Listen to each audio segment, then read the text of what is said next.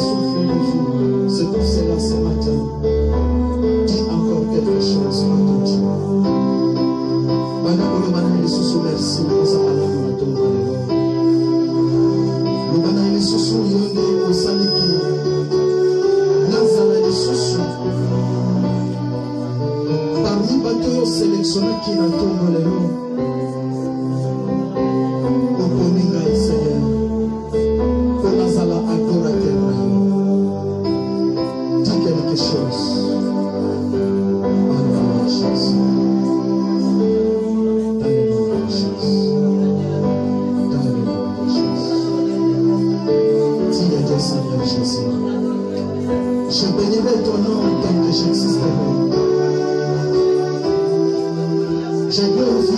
Seigneur Jésus, tant que je vis le Seigneur. Alléluia Jésus. Alléluia Jésus.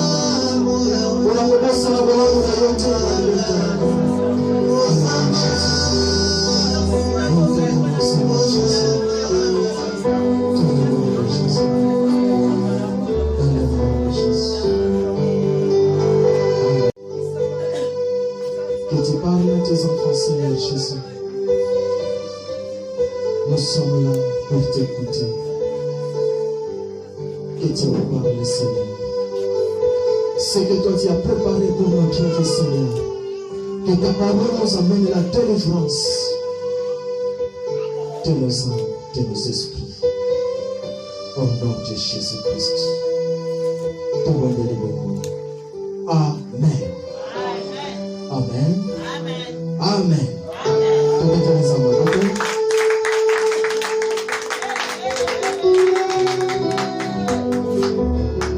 J'aimerais que tu puisses saluer celui qui est à côté de toi, même il part de loin.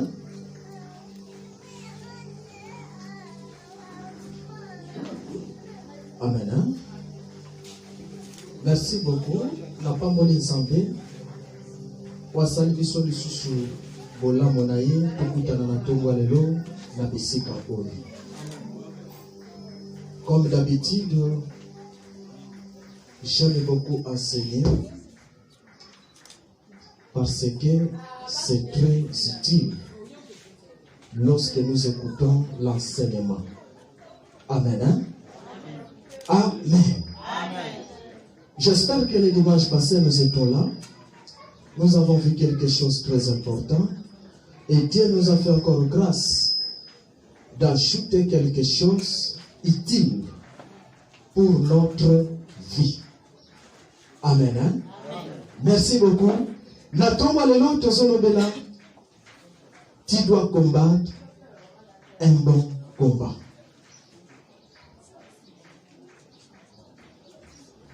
Tu dois combattre un bon combat. Écoutez, j'espère que l'apôtre Paul dit combat un bon combat de la foi. Un bon combat de la foi. Lorsqu'on parle d'un bon combat, c'est-à-dire qu'il y a aussi un faux combat. Tango bazolobela combat ya malam, c'est que un faux combat aussi existe.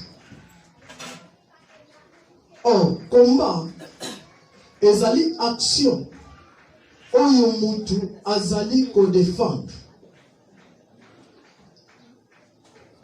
Oyo mutu aza ko se défendre. Maintenant, écoutez, comme je viens de dire que il y a un bon combat, il y a aussi un faux combat.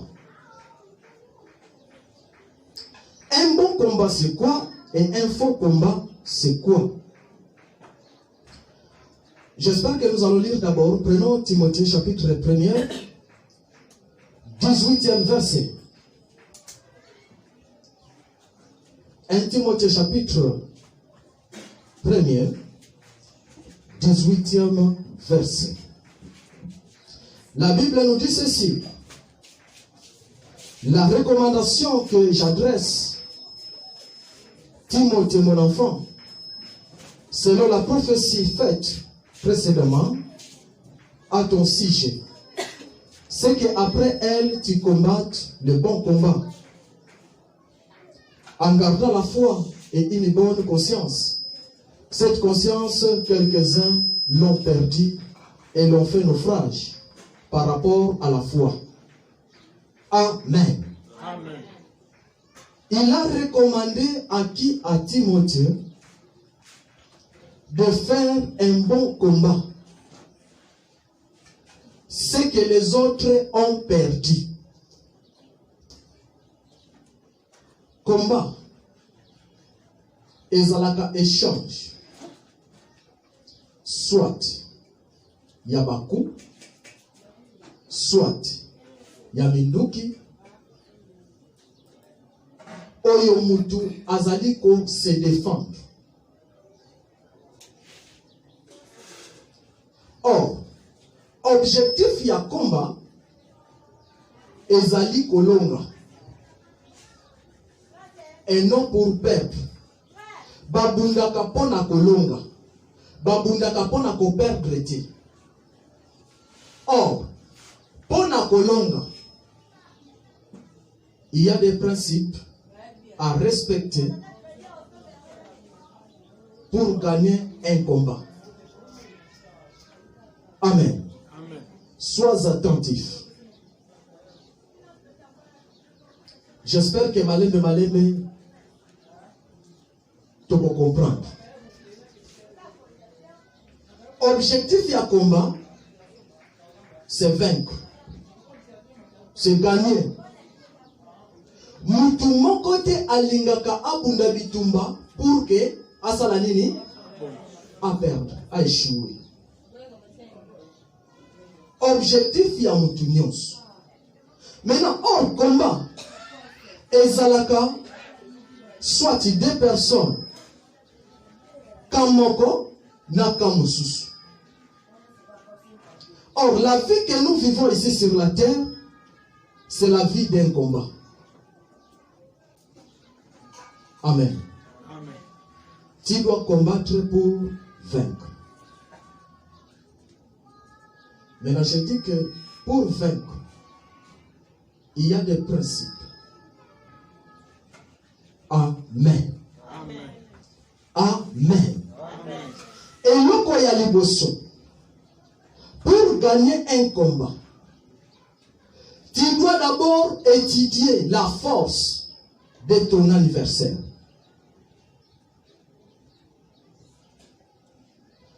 Tu dois d'abord étudier la force qui se trouve à ton adversaire.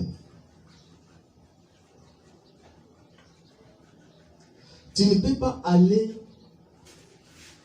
te battre comme ça. Ce qui n'a nous étudié force et pas un adversaire na yoti.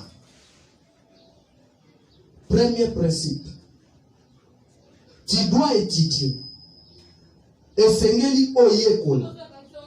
Makasi oyo mutu obozali ko bundana yi. Azana force nini. Azana menduki nini. Asale la instrument nini. Maintenant, après avoir étudié, et que ça là yo que yo okende kobaki sa force. Oye kozala au-delà ya oyo ye azanango. Amen. Landangai malamu. Après avoir koyekola, koyeba que mutu onazo bunda na yi, force na ye ezaboy, minduki na ye ezaboy. Sikoyo okolinga lisusu te kokende na même minduki oyo adversaire azanango. Tu dois changer. Tu dois prendre ce qui est supérieur. Oyo eleki ya nani ya adversaire. Amen. Amen. Amen. Est-ce que jusque-là ça va? Amen. Ça c'est le premier principe. Tu dois étudier.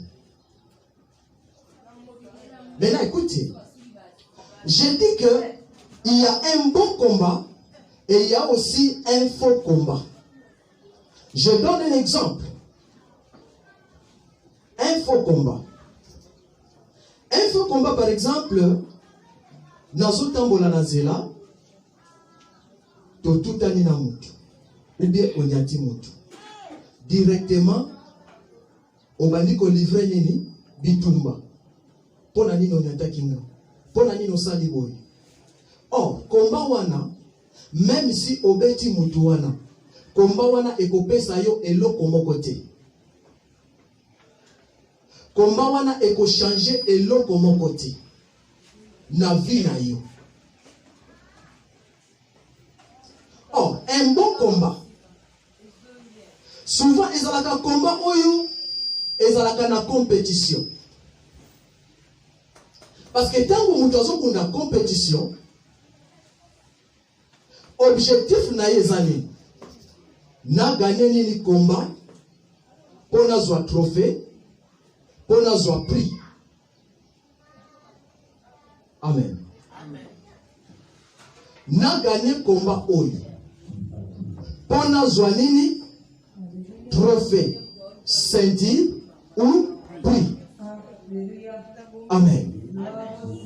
Maintenant, mutu oyo a un objectif ya ko gagner. Premièrement, à éviter ka bunda na nzela. D'ailleurs, ezalaka interdit un sportif. Abunda na nzela. Normalement sportif nyoso ki abundi na nzela il faut bakanga ye. Parce que ça combat moko inutile. Combat moko eko apporter eloko côté. Amen. Un bon combat change la vie de l'homme. Un bon combat amène l'homme loin. Un bon combat et ça là que mutu vie na ye est changée. Il manquait quelque chose à cause du combat où il a gagné et puis s'il est pris. Puis wana il a porté les sous quelque chose na nini na vie na ye. Amen. Ce qui mutu abimi champion. Champion nyo surtout azalaka honoré. Azalaka accompagné na nini na prix. Amen. Alors écoutez, notre vie, oyo tozana ngona samoki, eza combat. Soit au longi, soit au saléné, au père.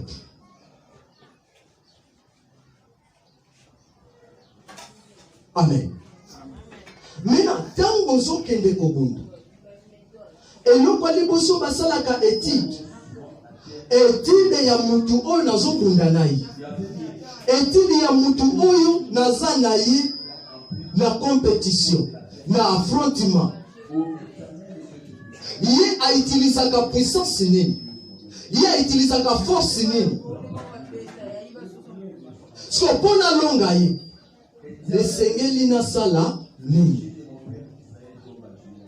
Tu ne peux pas aller te battre comme ça sans pourtant étudier aux hommes de l'année. Mais là, yoka siko. Tozana bandimi, azali kobondel, a livraka comme prière de combat. Mais ayebite abundaka nanani, abundaka pona nini. Amen. Écoutez, pour combattre, tu dois d'abord connaître ton adversaire. Yeba adversaire na yo. Yeba bitumba nini ozobunda.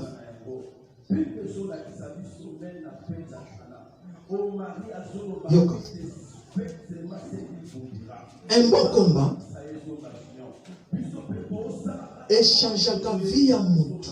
Vie na ye échanger pour la libéla.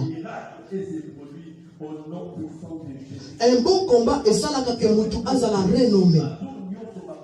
Un bon combat est ça la kamutu vie sociale na ye et ça la ligne échanger.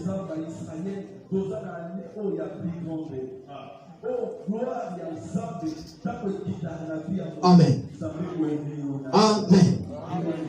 Amen. Ok. Prenons maintenant 1 Samuel.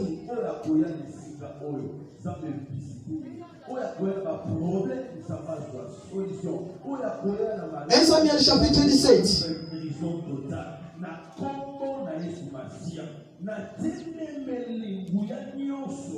S'il y aurait quelqu'un qui peut nous aider à lire.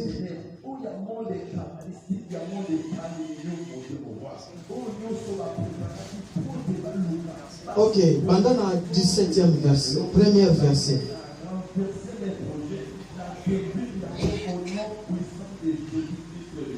Amen. Je lis dans 1 Samuel chapitre 17, verset 1er, au nom de Jésus-Christ. Amen. Les Philistins réunirent leur armée pour faire la guerre, et ils se rassemblèrent à Soko, qui appartient à Juda. Ils campèrent entre Soko et Azeka, à Éphèse d'Ami. Verset 2. Saoul et les hommes d'Israël se rassemblèrent aussi. Ils campèrent dans la vallée des Pyramides et ils se mirent en ordre de bataille contre le Philistin. Verset 3. Le Philistin était vers la montagne d'un côté et Israël était vers la montagne de l'autre côté. La vallée les séparait. Verset 4. Un homme sortit alors du camp de Philistin et s'avança entre les deux armées. Il s'est nommé Goliath. Il était de Gath et il avait une taille de 6 coudées et 1 épon. Verset 5.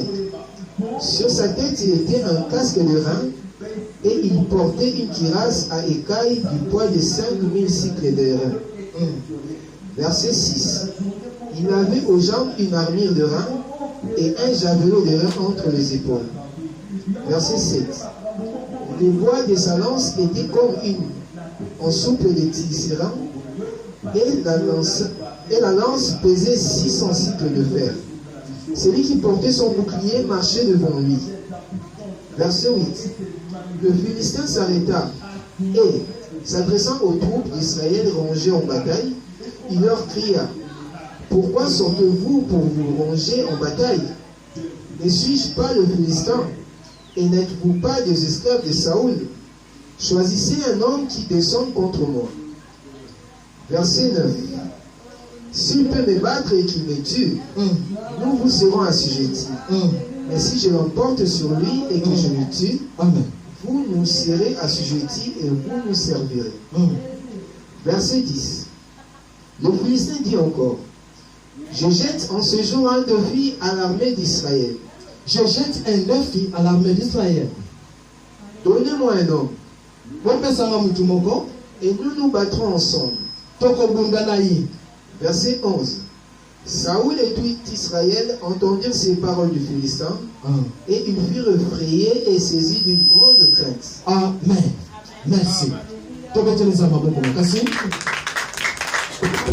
Écoutez, j'ai dit ceci. Quand vous êtes Bunda, tu dois d'abord étudier Luka Oyeba. Ozo Bunda Nana.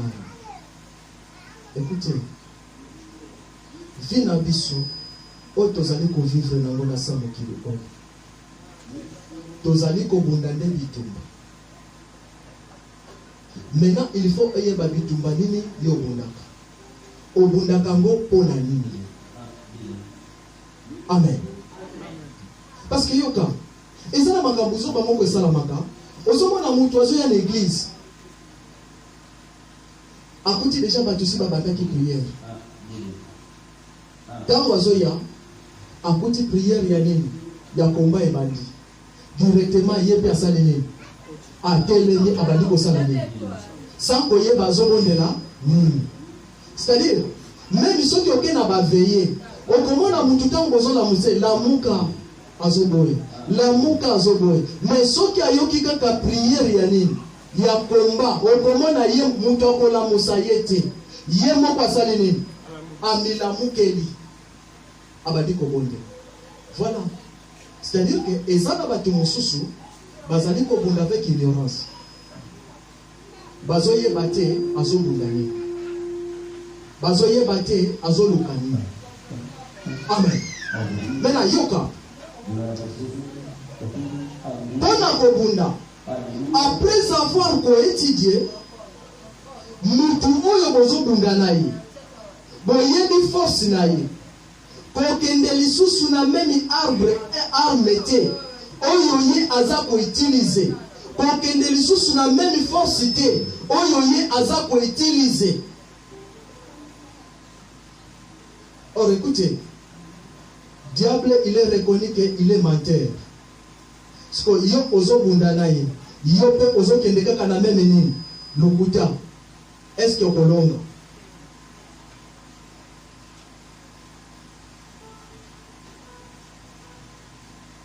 Est-ce que okolonga? Diable c'est un orgueilleux. Yo ozo kende kaka na orgueil. Est-ce que okolonga? Écoutez, Jésus a le béni. Diable ayaki epananga. Le prince de ce monde est venu. Akuti eloko moko te kati nanga oyo yaye. Akuti eloko moko te kati nanga oyo yaye.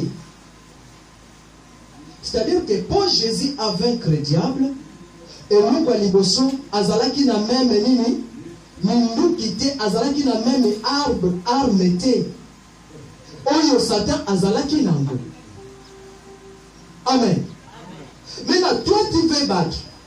Ozolinga bunda. Ozolinga olonga. Mais yo mensonge eza na kati. Or mensonge eza ya nzambe te. Orgueil eza ya nzambe te. Moyibe eza ya nzambe te.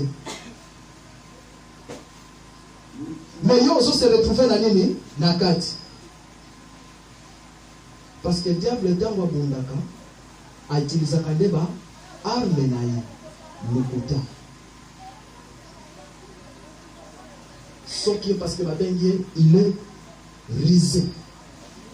Akokosa yo na eloko moko directement abeti yo shit. Akokosa na eloko moko directement oza terrassé. Maintenant, katina yo on se retrouve lisusu na même minduki oyo yaza nango. na même force oyo ye aza nango. Amen.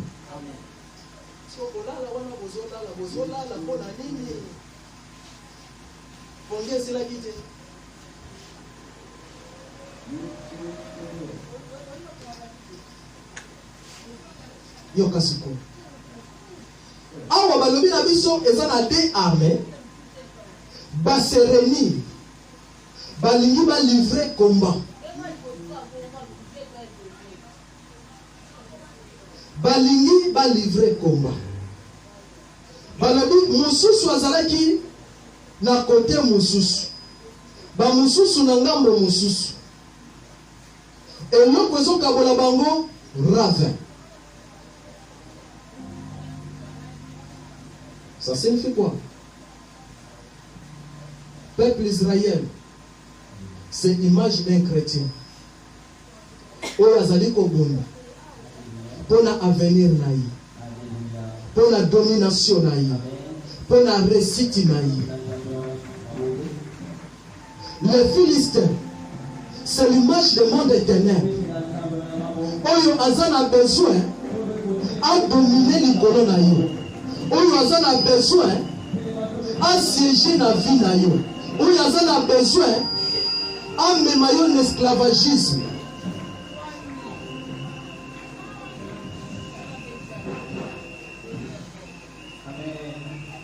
Va se réunir tous les deux armées.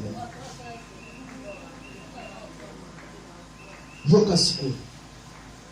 Balobi, ba Philistin balancer défi.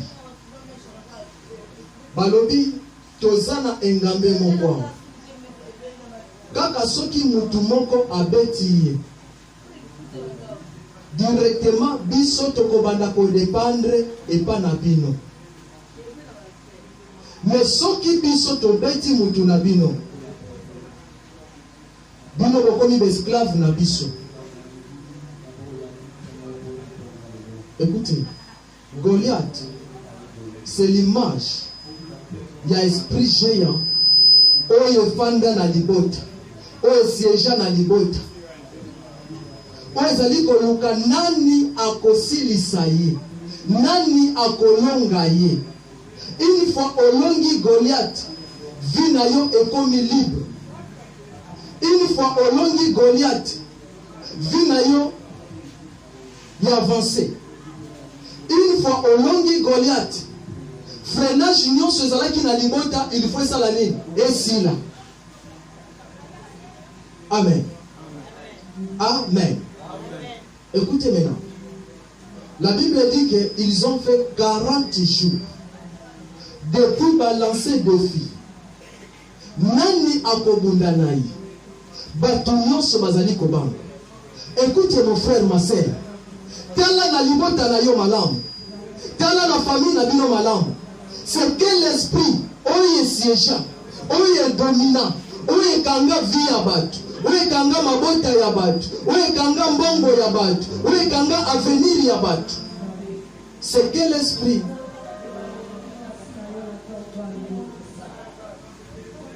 Ba papa na yo babotama basilisa yango te. Ba yaya na yo babotama basilisa yango te. Yo pe okuti yango.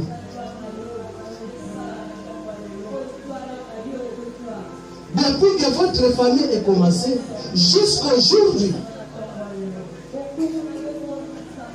il est là. Il est en train de contrôler. Il est en train de surveiller. Il est en train de détruire. Il a tout ravi. Maintenant, ici, on cherche un homme capable. Un homme capable. On y a beaucoup pour affronter. Un homme capable. On y a possible sa milimo au dans la famille. Un homme capable. On y a pour la blocage dans la famille. Bazali koluka un homme capable. On y a possible sa chômage dans la famille. Balobike ko bandana roi tina ba militaire na nyonso. Mutu ako avancer azati babangi bango nyonso. Or, Kobanga, ils allaient permettre de la souffrance. Kobanga, ils allaient permettre de Asalanini à régner. Amen. Amen.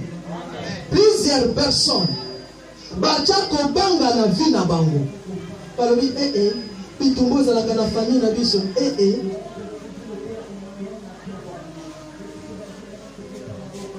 Amen. Amen. Amen. Amen. Écoutez, il y a quelqu'un que Dieu a choisi. Il y a quelqu'un Oyo Zambe a Tchemabo. Oyo Zambe a sali grâce. Oyo Kokiko Silisa. Problème est dans la famille. Oyo Kokiko Silisa. Combat est dans la famille. Amen. Écoutez maintenant. Ils ont fait 40 jours. Mutu côté à Kobima. Mutu côté à côté Lema. Mutu côté à quoi avancer. Tala bitu maison la famille na bino. Et sali bambula ebele. Tala blocage dans la famille na bino. Et sali bambula ebele. Tala avenir ya batu. Et si ma blocage mo bambula ebele. Qui est capable d'affronter? Nandazana capable wana. Ya koloba ke ngai. Nazo bunda pour que libota nanga elongwa na passe. Pour que libota nanga elongwa na souffrance. Qui est cet homme-là? Qui est cette femme-là? Amen. Amen. C'est-à-dire que pendant 40 jours, va trouver qu'il y a un cas normal. Va trouver normal. Plusieurs années. Si vous allez convivre le besoin d'un cas normal. Plusieurs années. Vous savez qu'on dit moi la vie la bino kaka yamowana. Apparemment comme ici Zambe atinda bino, bino mo bana ko dépendaka na batu mosusu. Amen. Amen. Amen. Écoutez, la paix est même un échec qui n'a vu à mouti. Kobanga. Kobanga est même un échec qui n'a vu à mouti. Kobanga est zone qui s'est vu à mouti sima.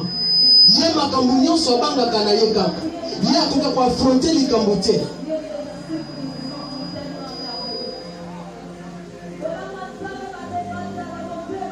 Amen.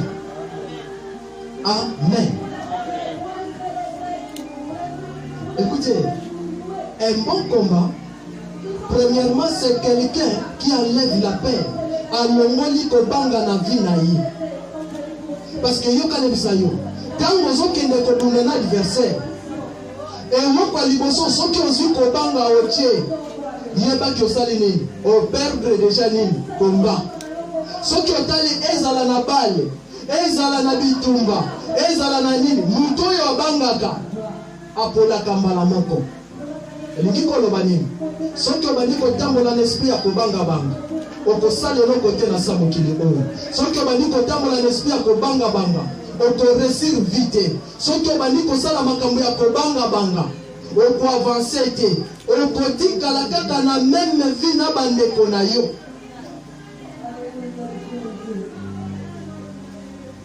Amen.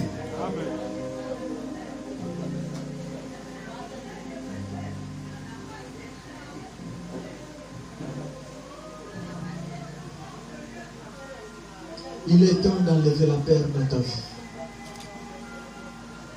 Il est temps d'enlever la peur dans ta vie. Il faut avoir l'assurance pour vaincre. Ça, c'est le deuxième principe. Avoir l'assurance. Si c'est troisième, si je ne me trompe pas. Parce que le premier principe, je dis qu'il faut étudier. Deuxième principe, je dis que pour que les armes oyo, Munguna Zanangote. Amen. Hein? Troisième principe, avoir quoi? L'assurance.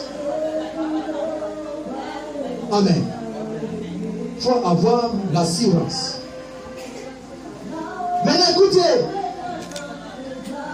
Si nous prenons Ephésiens 6, prenez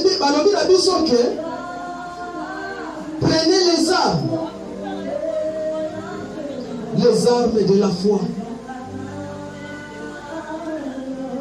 Frère, nous sommes Ephésiens 6.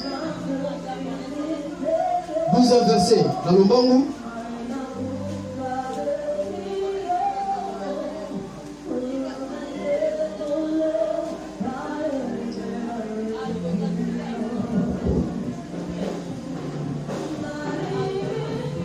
J'ai lu dans le livre d'Éphésiens, chapitre 6, verset. Zamba ponayo, poyo olonga. Zamba ponayo, poyo o changer l'histoire ya famille. Zambe aponayo, poyo banda histoire ya sika na libota. Zamba ponayo pambate. Amen. Amen. Écoutez maintenant. Balobi ke ezalaki na papa moko, Isaïe. Azalaki na 8 enfants.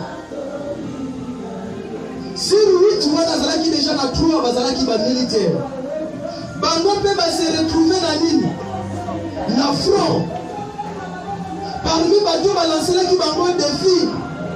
Que soki moko na bino ya makasi azali aya abunda. Na place to bunda bitumba biso nyonso ezate mekaka mutu moko. Écoutez, ezaka esprit moko nde ezali ko détruire bino na famille. Ezaka esprit moko nde etelemelaka bino na famille. Mais esprit eza ebele te. Ezaka moko. Soki otidie libota na yo bien, soki otidie famille na yo bien, on peut comprendre que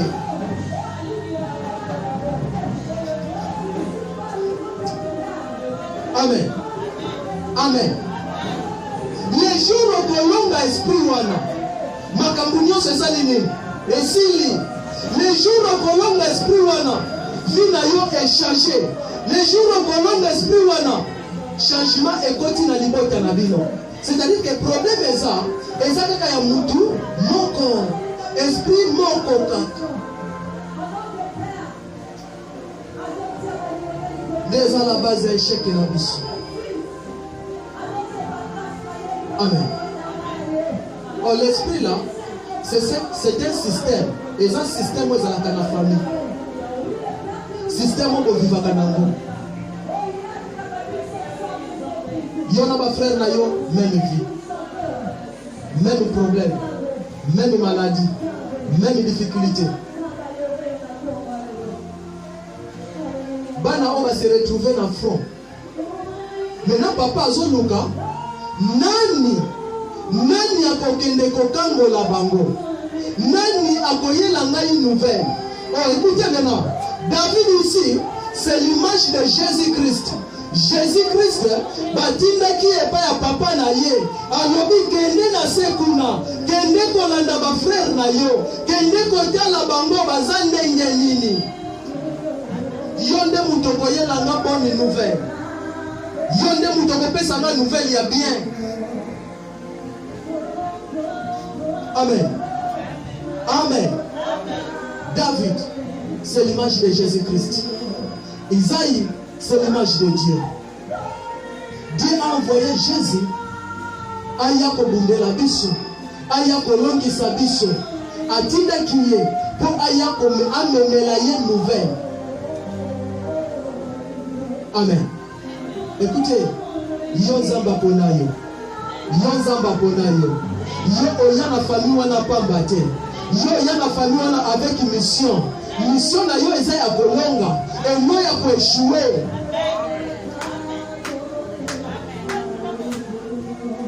Amen. Amen.